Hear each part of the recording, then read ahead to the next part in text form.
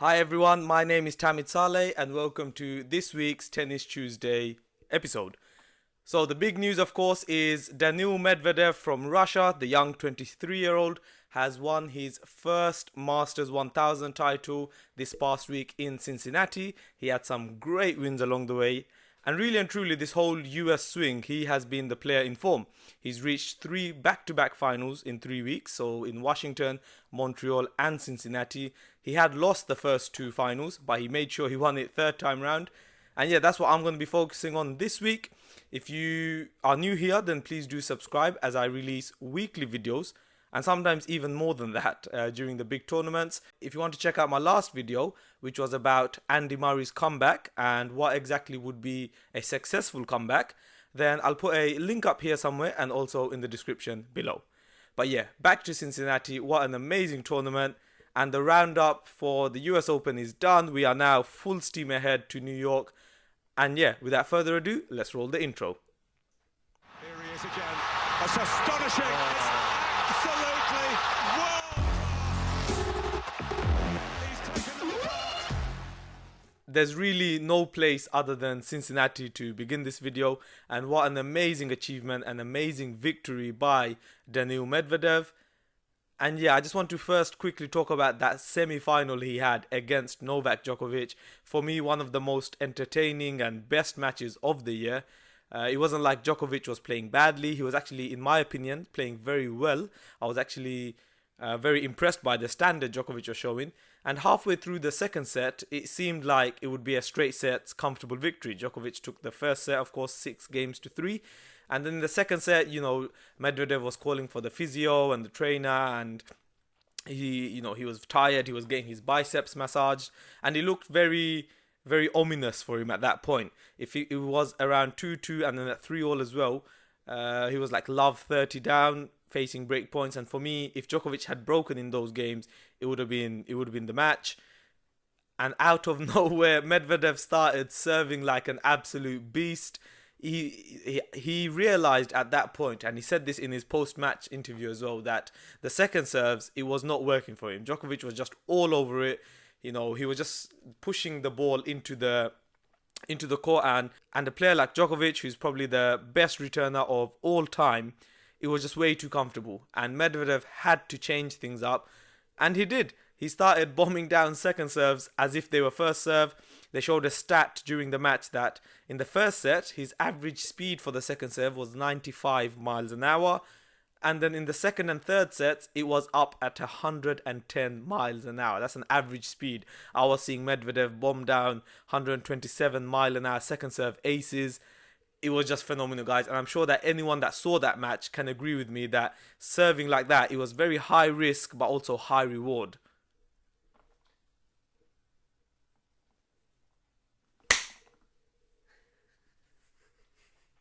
Medvedev from that point on, it was just all on his racket. Djokovic, he wasn't playing badly, but he was just helpless. Yeah, he turned things around. He won that second set 6-3. And then in the third set, myself included, everyone thought that Djokovic would turn things around again. The great champion he is, he'd fight through. But, like Medvedev's purple patch, he was just redlining. It was like, honestly, like I thought the purple patch would, players normally get 10, 15, 20 minutes even where they're in the zone and everything's just going in. But then normally what tends to happen is like the world number one or the superior player comes through. But Medvedev, he did not let up. That entire second and third set, it was a purple patch. But yeah, it was just phenomenal tennis. Serving like that, especially on the second serve. I think he only hit like 3 double faults as well, which was incredible considering both his serves were first serves. That match for me really showed the progress Medvedev has made. He's actually got a very good head-to-head against Novak. He's only 2-3 behind in that head-to-head. And he's actually won the last 2 times they faced in Cincinnati and earlier on in the year in Monte Carlo. Both of them he won in 3 sets. They also faced in Australia earlier on this year, which Novak won in 4 sets. It was 6-4. 6-7 to Medvedev the second set, and then Djokovic ran away with the third and fourth 6-2, 6-3. So yeah, this year they faced 3 times. Djokovic of course won in the Grand Slam, but Medvedev has won in the two Masters 1000 they faced in. In the final, we were all, waiting to see how Medvedev reacts. Would he lose a third consecutive final in 3 weeks, or would he finally win his first Masters 1000? We were, of course, guaranteed a first-time winner, as his opponent Goffin had not won a Masters as well. Medvedev won that in straight sets. It was a close two-set match. It was 7-6, 6-4, which means Daniil Medvedev, for the first time in his life, became a Masters 1000 champion. With that victory, it takes his career earnings up to over $6 million, which is fascinating, as he's only won, I say only, but he's won 5 titles in his career, and he's amassed more than $6 million by the age of 23. This whole US swing, for me, he's been the best player throughout. I know he got an absolute walloping by Rafa in Montreal, but he still made the final in that tournament, and he also made the final in Washington, where he lost to Kyrgios in 2 tiebreak sets, 7-6, 7-6. This win also takes Medvedev up to a career high world number 5 ranking. It's an incredible achievement. I really think he's the real deal. He's 6'6", so a player as tall as that, his serves are always going to be very difficult to retrieve. And his style as well, it's very similar. If I had to match him up to one of the big 3, I would say it's probably the most similar to Novak. It's efficient. He's a taller version of Novak with probably slightly less skill right now, but that can come as time goes on. And he's shown that he can mix it with the big boys. Well, he can mix it with Novak at least. And I do expect bigger and better things from him. He really needs to show it in the Grand Slams now. We've seen players like Tsitsipas, Zverev, these youngsters come through, and then they have 1 or 2 good tournaments or a month or 2, and then they start losing in the first round. Like even in Cincinnati, we had Tsitsipas, Zverev, all of them. Like it was, unpredictable, all losing out early. So Medvedev, he needs to show now that he's the big deal, and it's not just these Masters tournaments. We know previously that people like Novak have said that their focus is on the Grand Slams and winning the biggest titles available.